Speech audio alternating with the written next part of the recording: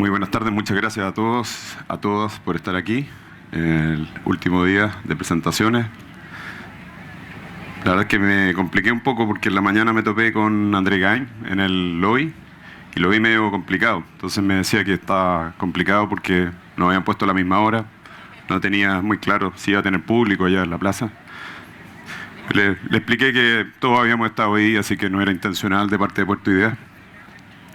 Bien, me encargó básicamente la fundación que les hable solamente de cosas apasionadas y realmente fascinantes.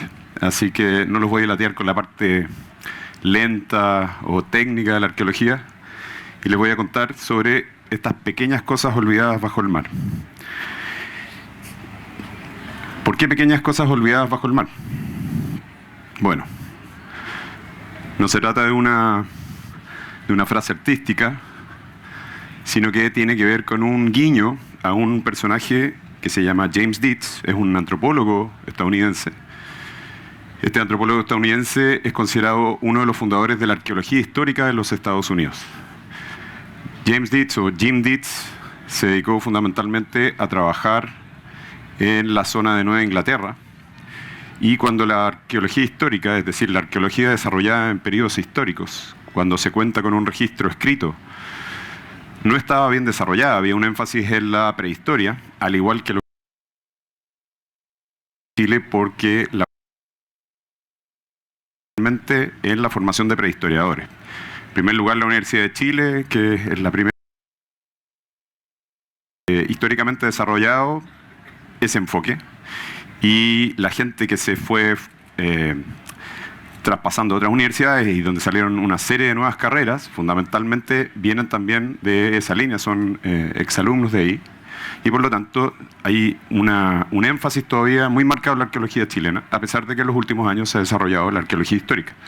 Bueno, Dietz saca el año 77, yo tengo entre paréntesis 47 años, o sea, ese libro tiene mi edad, se llama En las pequeñas cosas olvidadas, In Small Things Forgotten, y lo que hace en una tesis bastante sencilla y de una manera muy amena, muy atractiva para el público, es defender que los pequeños objetos sobre el pasado, que son artefactos cotidianos, que no son relevantes en el fondo para la historia oficial, estudiados desde un punto de vista arqueológico, pueden aportar información, conocimiento sobre grupos humanos del pasado que es sumamente relevante, que no deben ser descuidados y que por lo tanto deben ser abordados por parte de la investigación arqueológica.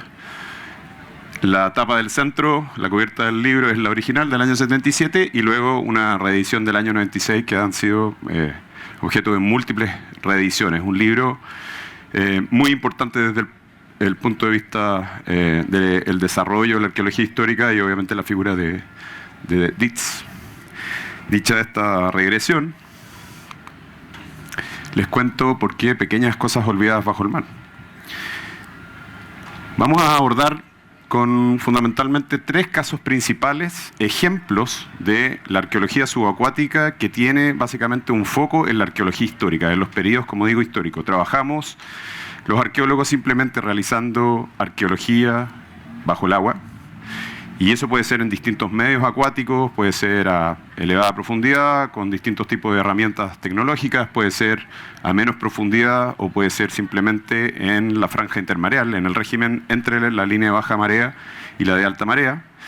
Y la verdad es que eso no es relevante, donde estamos operando, simplemente que se adapta básicamente este enfoque metodológico para poder realizar nuestro trabajo como se realiza en tierra. Bien. Nuestra base está en el puerto de Valparaíso, así que he elegido tres casos de Valparaíso, pero que tienen guiños con puertos como Antofagasta, Iquique y otros del norte.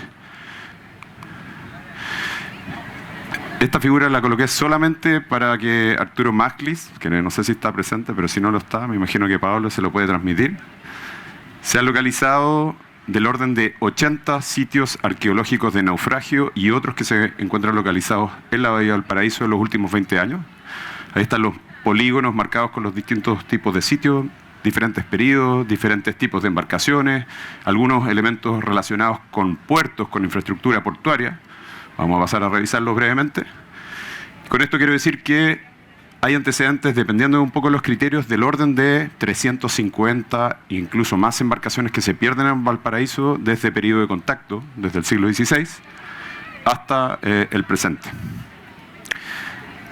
Simplemente hacer el guiño de notar el nivel de información que se puede lograr obtener de un sitio arqueológico, como lo vamos a ver a continuación. Bueno, el puerto de Valparaíso, si ustedes se fijaban, existe hoy en día esto que se llama el molo de abrigo. El molo de abrigo es básicamente una construcción que se hace entre 1912 y 1930 para proteger una bahía que es muy amplia, relativamente profunda y expuesta de manera periódica a temporales de viento norte que hacían que los barcos naufragaran. Esa obra, que es colosal, de comienzo del siglo XX, como digo, transforma la configuración del puerto de manera determinante. Se forma lo que se llama una dársena o poza artificial y obviamente ese es un lugar muy protegido. Pero antes que eso, ya había sufrido transformaciones el puerto de Valparaíso, que era el principal puerto de la República. Valparaíso, de tener un papel muy secundario en el contexto colonial, cuando todavía éramos parte del Imperio Español, rápidamente en tiempos republicanos tempranos adquiere gran relevancia, producto básicamente de su incorporación gradual al tráfico de intercambio marítimo que estaba asociado a un proceso de desarrollo capitalista.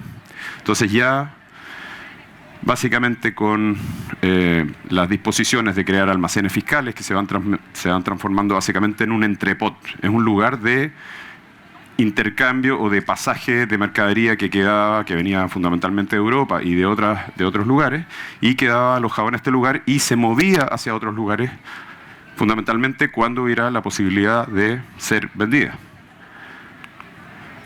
Esta es la configuración de Valparaíso de mediados del siglo XIX. Cuando ustedes ven, no existe esta muralla gigante que es el molo. Ahí tenemos los primeros almacenes fiscales, que son de la década de 1840. Tenemos la Plaza Sotomayor con la aduana. Todo esto quedó en lo que es la actual Plaza Sotomayor actual y que está bajo tierra. ¿Por qué? Porque entre otras cosas había muy poco espacio entre los cerros y el Pacífico y por lo tanto las autoridades fueron desarrollando a través del tiempo un plan para rellenar, para ganarle terreno al mar. Y eso hace que básicamente se haya llegado a sectores donde hay 250 o más metros de solamente relleno. Por lo tanto, cuando hacen un edificio de estacionamientos como el que se encuentra bajo la Plaza Sotomayor, para los que conocen el monumento ahí al combate naval de Iquique, se encuentran justamente con las fundaciones de estos edificios y con una serie de infraestructura portuaria y muelles que vienen desarrollándose en la medida que se va desarrollando el avance hacia el mar. Bueno, y no sé si van a alcanzar a ver ahí, pero eso es un vapor a ruedas, probablemente de la compañía naviera más importante que había en ese tiempo, la PSNC, o Pacific Steam Navigation Company, y ese que está ahí es un buque de guerra. Para que ustedes calculen esta distancia prácticamente de la costa hasta donde están fondeados los buques de guerra, que sería donde están fondeados los buques de la escuadra, era el surgidero naval, donde se fondeaban solamente los buques de guerra, los que están alineados en esa zona. Estaba a, como les digo, 250 metros de la costa de ese entonces. El caso sobre el que les voy a hablar es un barco de la Armada de Chile que se compra el año 51 y antes de eso había sido un barco que queda básicamente en el contexto de la fiebre del oro en San Francisco de California.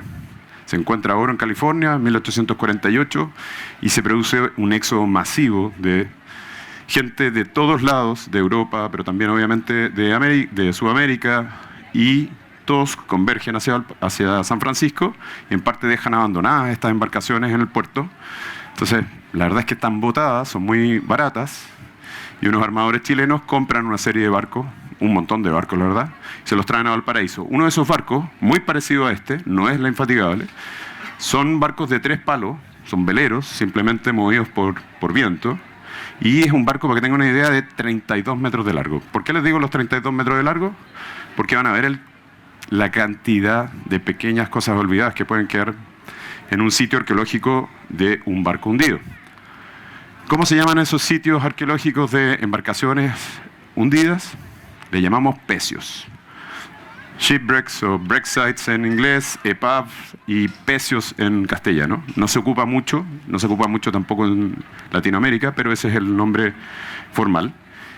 Y bueno, relacionado con mucho de lo que se ha presentado en otros trabajos, en otras presentaciones, está esta idea subyacente de que el conocimiento se va generando de una manera que siempre tiene que ser explícito. O sea, esos métodos de trabajo, esas metodologías, tienen que ser muy claramente presentadas y hay, por lo tanto, un afán por mapear en el espacio todo lo que encontramos. No es llegar, encontré algo interesante, me lo guardo en un bolsillo y lo llevo arriba. ¿Por qué? Entre otras cosas, porque es a través de herramientas analíticas, básicamente distintas baterías de análisis espacial, que nos permiten interpretar la complejidad de los datos en el espacio. Estos barcos le voy a explicar. Este barco, por un accidente, básicamente estaba listo para zarpar. Era un barco que se utilizaba por parte del Estado chileno y viajaba 2 veces al año al estrecho de Magallanes. Punta Arenas era una ciudad que se había formado prácticamente un poco más de una década antes en el contexto del gobierno de Bulnes. De Chiloé al sur no existía absolutamente nada. Y este barco recorría desde Valparaíso hasta el estrecho de Magallanes, llevando funcionarios públicos, soldados de la guarnición y reos, porque era una colonia penal. Bueno, funciona del año 51 al 55 en el periodo de Manuel Montt, y estando preparada para salir nuevamente al sur, estalla producto de un trabajo que estaban haciendo de acomodar el depósito de pólvora. Entonces básicamente hay una explosión brutal, mueren 10 marinos en el proceso y el barco se hunde rápidamente después de un brutal incendio que rápidamente envuelve la embarcación. Bueno, ¿por qué conecta esto con las metodologías y la importancia de la rigurosidad? Siendo que no voy a poner énfasis en esto en la presentación, porque básicamente necesitamos estas herramientas para poder tener una interpretación que sea lo más rigurosa posible sobre lo que sucedió y, como digo, darle interpretación a estos artefactos que es la cultura material. ¿Qué hacen los arqueólogos? Básicamente bajo el agua, ¿no? Lo que hacemos es excavar de la misma manera que se hace en tierra, solo que con el apoyo de algunas máquinas. Entonces lo que hacemos es, en unidades de muestreo, que pueden tener distintas dimensiones, son básicamente unos cuadrados de 2×2 que se van subdividiendo en cuadrados de 1×1, lo que haces es ir de una manera ordenada, levantando el sedimento, retirando el sedimento, encontrando estructuras, y en la medida que vas retirando ese sedimento que se traslada a otra parte de la embarcación, vas encontrando una serie de artefactos, una serie de objetos. Nos interesa la relación espacial entre ellos, es decir, su contexto.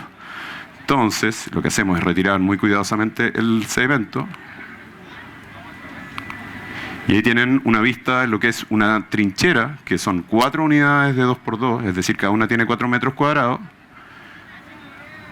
y que están formando, como digo, una trinchera, todas alineadas, porque estamos haciendo básicamente un muestreo a lo ancho de la embarcación. En este lugar hay entre 23 y prácticamente 17 metros de profundidad, y eso no tiene mayor complejidad. Se hacen turnos del orden de 1 hora, 1 hora y cuarto, 2 veces al día, 2 turnos. El tema es que para poder acceder a ese sitio, literalmente estamos trabajando bajo los buques que son portacontenedores de 330 metros de eslora. Es decir, hay todo un protocolo de seguridad para poder notificar a los buques, a los mandos de los buques, que no pueden mover obviamente las hélices, no pueden activar las cajas de agua, que son las que bombean agua hacia adentro o hacia afuera de la embarcación, porque obviamente se generaría un accidente de proporciones. Este sitio se encontró en el año 2005 y se sigue trabajando, está siendo parte de un rescate arqueológico desde el año 2018. Estos son los registros de lo que se va generando básicamente de mapeos. Este es un dibujo de un modelo 3D de una unidad de 2×2, abajo tienen las leyendas. Entonces sabemos que hay una serie de elementos básicamente que están asociados entre ellos. No los van a ver de ahí, pero hay una rueda de cañón, que es eso que está ahí, hay una serie de maniobras o motones que tienen que ver con las velas, hay elementos cerámicos, etc. Todo eso está afectado por el fuego del incendio. El trabajo que nosotros realizamos es muy parecido a los trabajos periciales que realiza la gente de la PDI, ¿no? Los detectives, solo que el foco no tiene que ver con eventos que son recientes, como los crímenes, sino que tienen que ver con procesos que tienen mucho más tiempo. Entonces, entre otras cosas, hacemos este mapeo de cómo nos encontramos antes de intervenir una superficie. Este es el fondo marino, básicamente, como les decía, las 4 unidades 2×2, o sea, eso tiene básicamente la vista de lo que sería el ancho de una mitad del buque. El buque está partido en dos. Y esa es la excavación al cabo de varios meses de excavación, como digo, que en algunos casos llega a una profundidad de 1 metro 20. Lo que ven allá con el número 1 es la quilla, o sea, eso es el eje de crujía de la embarcación.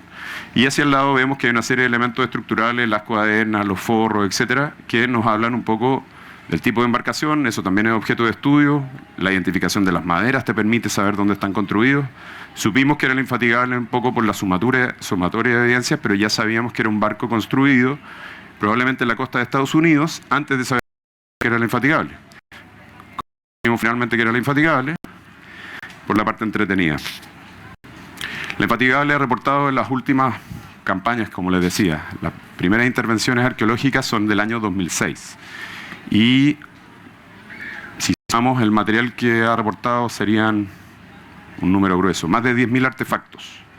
Esos artefactos cubren un espectro amplísimo de todo lo que se puede llevar a bordo de un, en este caso del Estado, un buque de guerra, pero que se utilizaba como un transporte. No era un buque que estaba pensado para combatir, sino para trasladar básicamente efectivos militares, regimientos y, como digo, funcionarios públicos. ¿Qué tipo de elementos? Temas que tienen que ver con, obviamente, la navegación, como una serie de instrumentos de navegación. La mayor parte de ellos son fabricados en Inglaterra, en la década de 1850, como el telescopio que ven arriba, que está con un sello que no van a ver. Pero ahí tiene un sello que dice Norris y Campbell. Norris y Campbell es un fabricante de instrumentos náuticos de Liverpool, muy conocido, pero funciona hasta el año prácticamente 54. Y eso es importante porque la información que tienes en los artefactos, muchos de ellos tienen sellos que son relevantes, te hablan básicamente del rango cronológico donde estos elementos se podrían haber depositado en el fondo marino. Entonces cuando te dicen, bueno, pero ¿por qué sabes que este es la Infatigable? Bueno, es la sumatoria de todos estos datos los que nos permiten concluir de manera después taxativa que es la Infatigable. ¿Qué tipo de otros elementos? Elementos que tienen que ver con la vida cotidiana, entre ellos un altísimo número de contenedores de bebidas alcohólicas.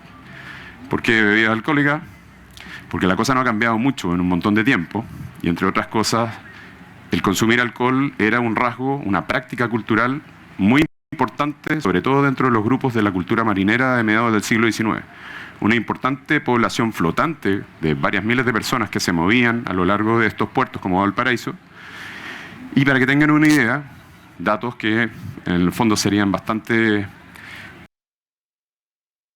modernos, ¿no? Entre el 30 y el 40% de las dotaciones de los marineros de la Armada de Chile de ese periodo eran extranjeros.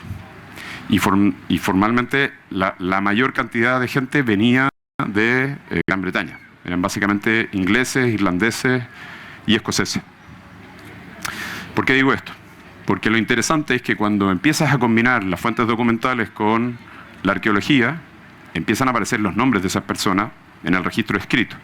Y esas personas también tienes la edad, tienes las procedencias, y esa gente, como digo, la Armada de Chile tenía contratos con las personas que no duraban del orden de más de un año.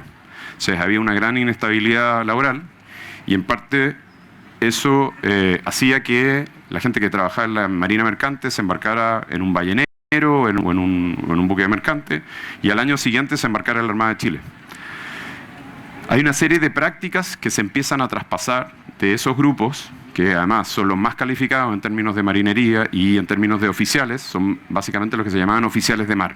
El contramaestre, el artillero, el carpintero, etcétera, son ingleses. Lo sabemos por las fuentes documentales. Elementos relacionados con armas de fuego, elementos muy distintivos de la jerarquía naval, es como un silbato, que son los silbatos tradicionales que se ocupan para dar las órdenes de aferrar velas y otras, muy relacionados de nuevo con la figura del contramaestre, que es el que está a cargo de eso.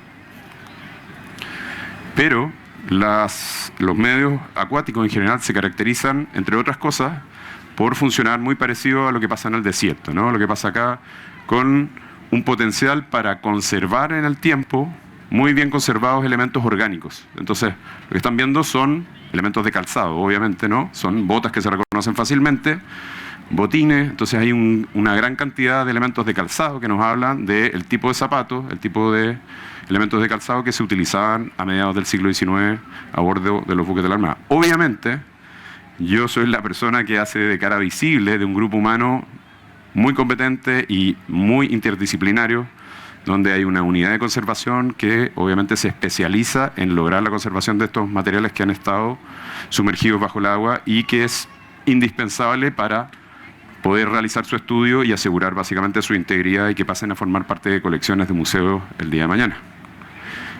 ¿Qué otro tipo de elementos? Bueno, una serie de elementos que tienen que ver básicamente de nuevo con vestuario, botones navales, muchos de ellos están fabricados en latón. Esto es sumamente interesante. Un pequeño artefacto puede aportar gran cantidad de información diagnóstica con los sellos que tienen y con la iconografía que tienen. Lo que ustedes ven en la fila de arriba son distintos botones Armada de Chile, de oficiales. No sé si están familiarizados con la iconografía de la Armada de Chile, pero el año 1818, O'Higgins con Centeno definen la iconografía y dicen, bueno, de manera súper original, vamos a decir lo mismo que la Royal Navy, pero en vez de la corona le vamos a poner una estrella. Y eso va a ser la iconografía de la Armada de Chile hasta el día de hoy, que es lo que ustedes ven, una estrella arriba en todas ellas. Y lo interesante es que estos botones no son todos iguales, no están fabricados en el mismo lugar y en Chile no existe la capacidad en términos industriales de producir estos elementos. Tenían que ser todos producidos en el extranjero e importados. Entonces, tienes botones que son de procedencia en Estados Unidos, Connecticut, por ejemplo. Vamos a ver un ejemplo de la fábrica Scovilles. Otros que están hechos en las fábricas francesas de TWW, que es uno de los mayores fabricantes de botones militares en el mundo.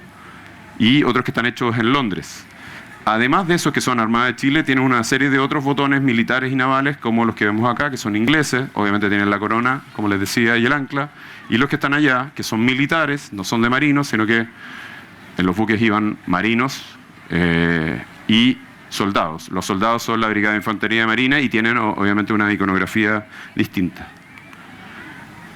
¿Por qué hacemos la pega tan detenida en el fondo de dibujarlos a escala después de que se han completado su conservación? Por lo que decía, se dice Scovilles Co. Scovilles Company es una compañía muy conocida en Connecticut y en particular ese sello tiene un rango de producción entre 1840 y 1850. O sea, sabes que esos botones están hechos en ese periodo.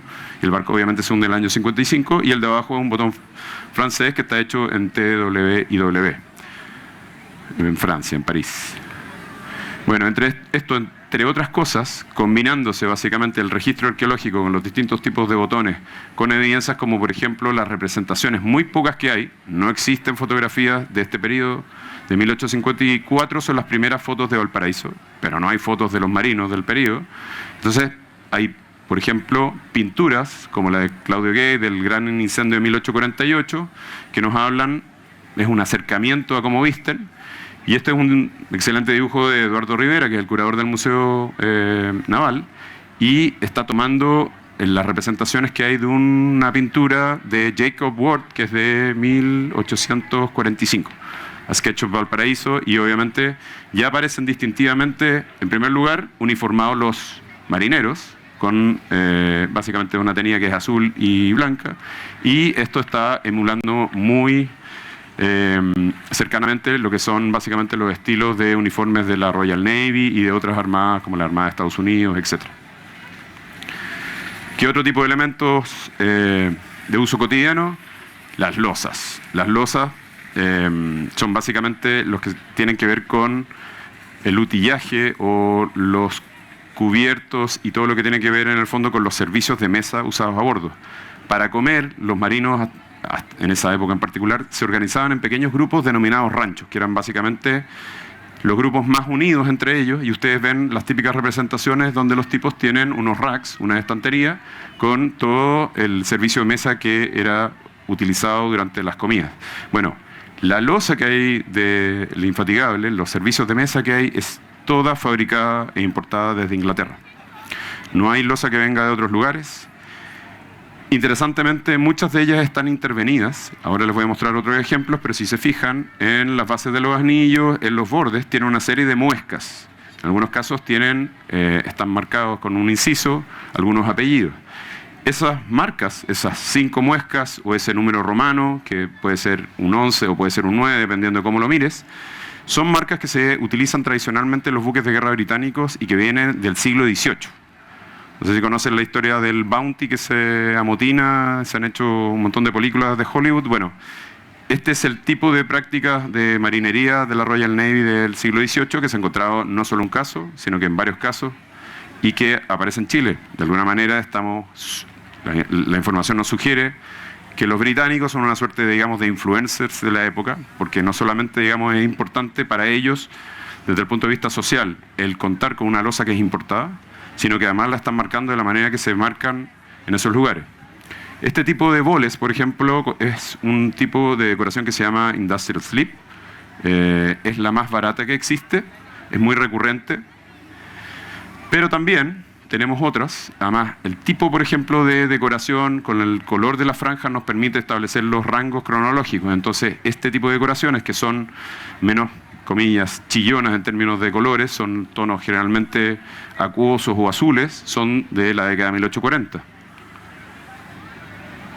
Esta otra que se llaman decoraciones por transferencia, es decir, están hechos con un molde que sería parecido, digamos, a un estilo de la serigrafía, es un molde que se hace en una plancha de cobre, se dibuja y esto se saca en el fondo una aplicación de pintura sobre ese molde.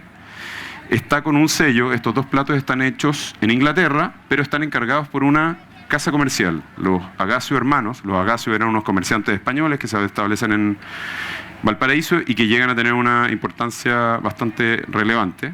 Y, como digo, no están hechos en Chile, sino que están mandados a hacer en Inglaterra por la casa comercial y obviamente se están vendiendo en Valparaíso. Entonces eso también es un dato súper importante porque sabemos que los marineros están adquiriendo este tipo de material en el puerto de Valparaíso. Hay otro tipo de cosas muy específicas, pero que a la gente que está, en este caso, por ejemplo, especializada en la loza, es sumamente determinante. Hay una serie de tipos. Ese tipo que está allá, que es un azul difuminado, se llama Flow Blue.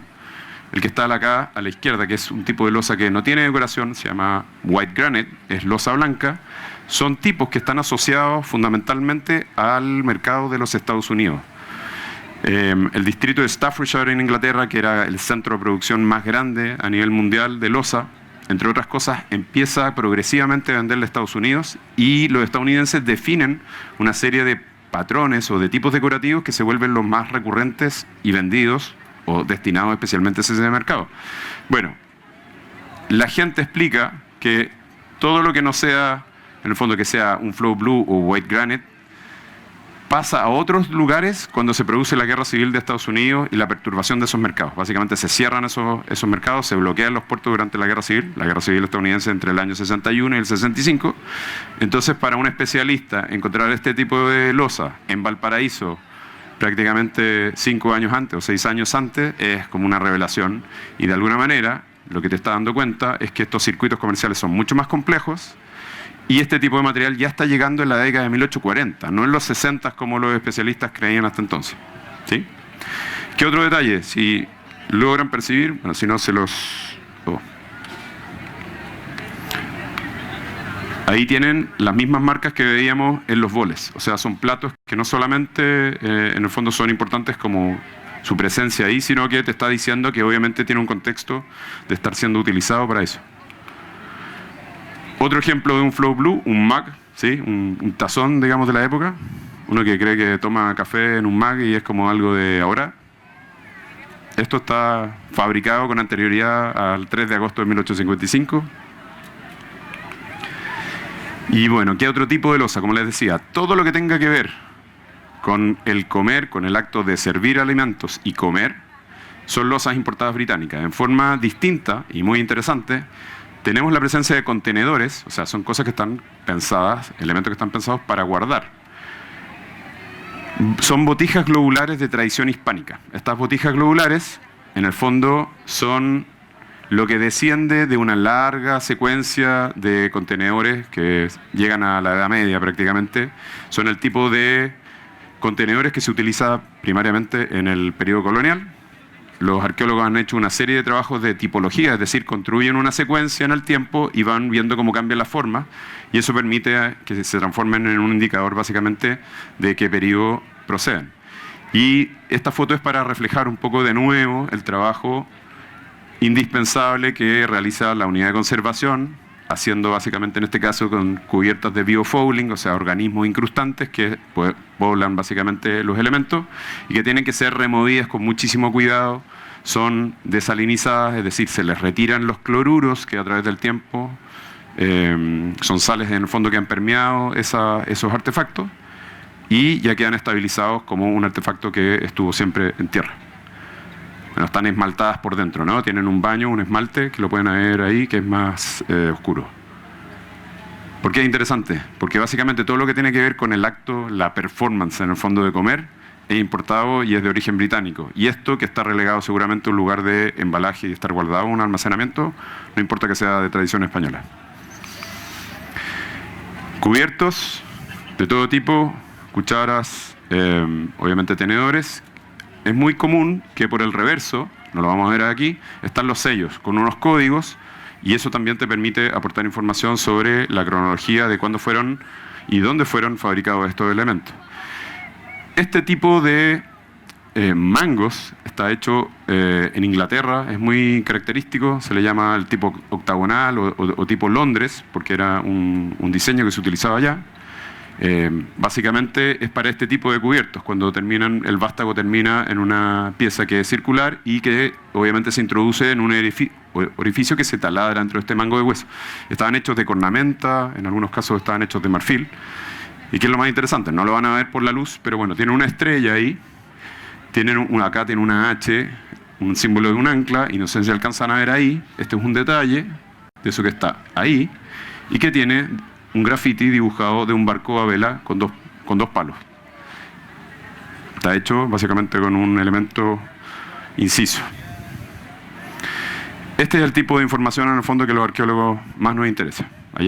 Antes de ayer, un chico en la otra charla preguntaba, bueno, ¿cuál es el artefacto o qué tipo de artefacto para ustedes es el más relevante? Bueno, los más relevantes son, en definitiva, los que conectan con las personas, los que conectan en el fondo con la capacidad de una persona de verse reflejado en actividades que son domésticas y que de alguna manera te conectan con esas personas del pasado y entiendes en el fondo que somos parte de una larga secuencia en el tiempo y que no es algo que se esté creando por primera vez.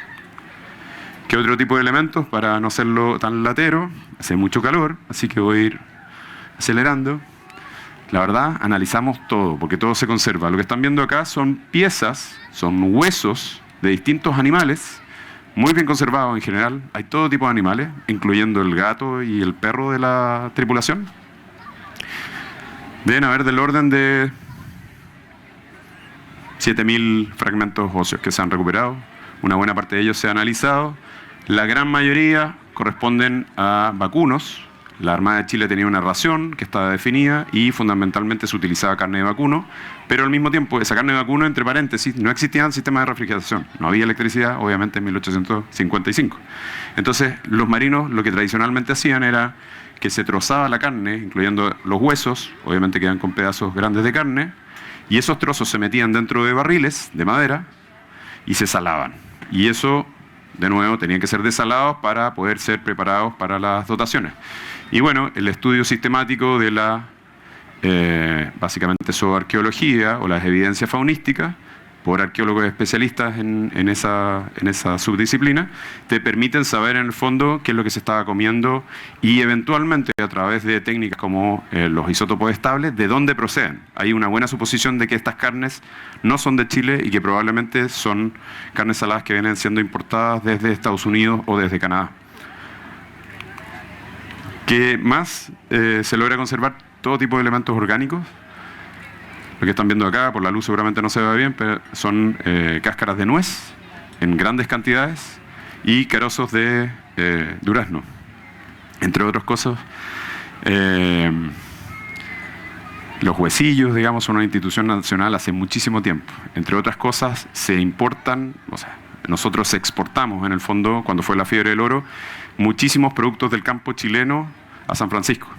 Entre otras cosas están los libros porque se han hundido barcos allá y colegas arqueólogos marítimos han excavado barcos en San Francisco y están llenísimos de huesillos, entre otras cosas que están yendo desde Valparaíso para allá. Entonces no es ninguna novedad. Bueno, eso hasta ahí con la infatigable, para no latearlos más. otro caso y mostrarles cómo evoluciona en el tiempo y cómo estos pequeños artefactos estudiados sistemáticamente también me permiten hacer comparaciones a través del tiempo. La misma poza de abrigo, eso no existe, veíamos, pero lo que se produce a continuación es que el Estado chileno, tarde, pero lo logra, digamos, decide construir entre 1873 y 1883-84 la primera gran obra de infraestructura portuaria, que es ese muelle en L que ustedes ven ahí, el muelle fiscal de Valparaíso, y forma parte de un complejo aduanero nuevo. Los almacenes que les mostré con anterioridad fueron destruidos por el conflicto con España en 1865-66, un bombardeo fatal, se queman, se destruyen, entonces viene el Estado y construye este complejo. Viene entre medio de la Guerra del Pacífico, demoran más de 10 años en construirlo, pero se hacen con ingenieros ingleses y franceses y es la primera vez que se inyecta hormigón bajo el agua y se forman pilas. Pilas se le llamaban básicamente a los pilotes que estaban, como digo, hechos de hormigón y revestidos con unas camisas metálicas de hierro forjado que están ahí. Para eso se importan básicamente a todos los técnicos y todo el material viene de nuevo por barco y ahí está obviamente en operación. Trabajó hasta prácticamente el año 1912. Y de nuevo, en el marco de trabajos de ampliación del puerto, hicimos todo un trabajo básicamente de arqueología preventiva porque parte de las pilas, ahí aparecen, se les llama camisas, ¿no? A este revestimiento metálico que está remachado y el interior está hecho de hormigón, lo mismo que ven ahí a la izquierda. Parte de esas estructuras fueron reutilizadas, parte quedó en seco, cuando se hace el nuevo puerto, el que les decía de 1912-1930. Todo esto está levantado con escáner láser, no los voy a latear con eso. Ahí están las pilas del lado externo. Se limpia eso para básicamente hacer un muelle nuevo el año 2015-2017 y quedan expuestas las pilas. Todo eso también está levantado con fotogrametría y láser scan.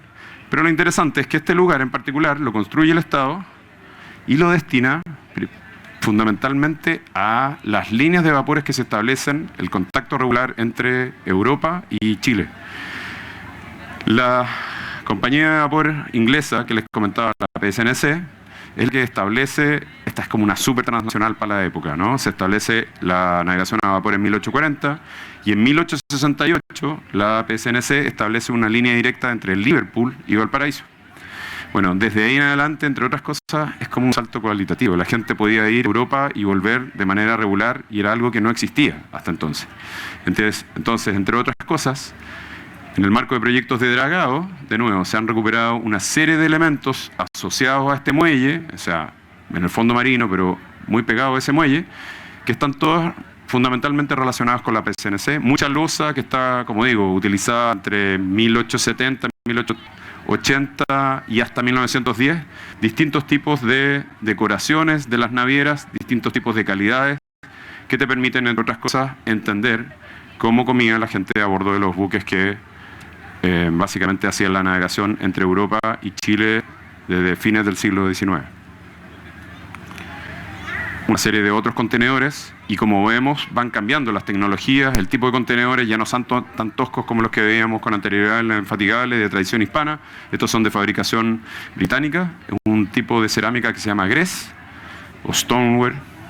Se utiliza para todo tipo de sustancias, desde sustancias químicas hasta cuestiones que pueden ser alimentos, grasas, lo que sea.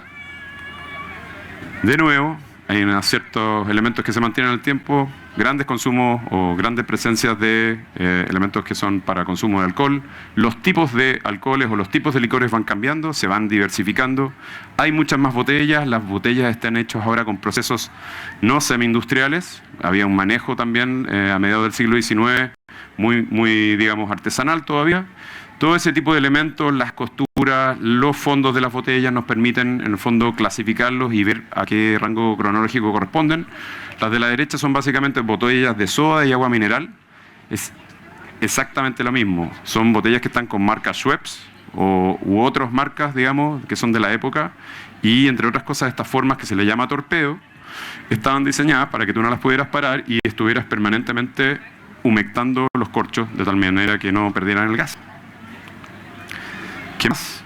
Otro tipo de prácticas que se mantienen, el consumo de tabaco, y esto es interesante, cambian la forma de las pipas, entre otras cosas, se agrandan, tienen la capacidad de contener mucho más tabaco, el tabaco se vuelve más barato, obviamente, y tienen iconografías, que lamentablemente la luz quizás no va a ayudar, pero son distintas. Entre ellas tienen elementos masónicos, hay una mano, ahí del otro lado tiene un corazón, y hay otros elementos que tienen que ver, de nuevo, con los deportes. Por ejemplo, una pelota de fútbol, tienen sellos de Dublín y Cork, por ejemplo, están siempre fabricadas muchas de ellas en el Reino Unido. Bueno, y para terminar, el último caso. Vimos entonces la barca de transporte infatigable de la Armada de Chile, mediados del XIX, el gran muelle fiscal del puerto de Valparaíso, de fines del siglo XIX y comienzo del siglo XX, y ahora les voy a mostrar un ejemplo de cómo se conectan estos pequeños objetos olvidados bajo el mar con la zona norte de nuestro país, y en particular el periodo del salitre. Bueno, ya todos sabemos, lo mencionó Cristóbal Marín, sobre los puertos salitreros y la presencia de estos veleros clipper, llaman. También se le llama windjammers, son de fines del siglo XIX particularmente, en un periodo en que la navegación a vapor ya está dominando, pero el hecho de llevar al graneleo, es decir, por grandes volúmenes, básicamente cargas que son de bajo valor agregado, son cargas comerciales que no son caras, como por ejemplo el salitre, sigue siendo dominado básicamente por los veleros, porque no necesitaba hacer un tráfico que fuera rápido, lo que se necesitaba era que fuera barato. Entonces, la parte que no te cuentan, y que sí te puede contar la arqueología, es que los puertos del norte efectivamente servían para cargar ese salitre que salía del norte grande de Chile, de toda esta zona, obviamente, pero que tenía una conexión muy importante con otros puertos, y entre otras cosas, Valparaíso era el centro financiero donde todas estas casas comerciales que operaban desde Europa tenían básicamente toda la cuestión de la operativa o la logística para que los buques llegaran a cargar. Entonces, entre otras cosas, como en este caso, les voy a mostrar un buque alemán de una flota en particular que se llama la Línea P.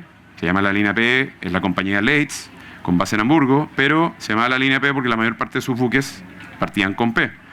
Este es un primo del buque que les voy a presentar. El que les voy a presentar se llama la Potsdam, este es el Pamelia, si no me equivoco, debe decirlo ahí.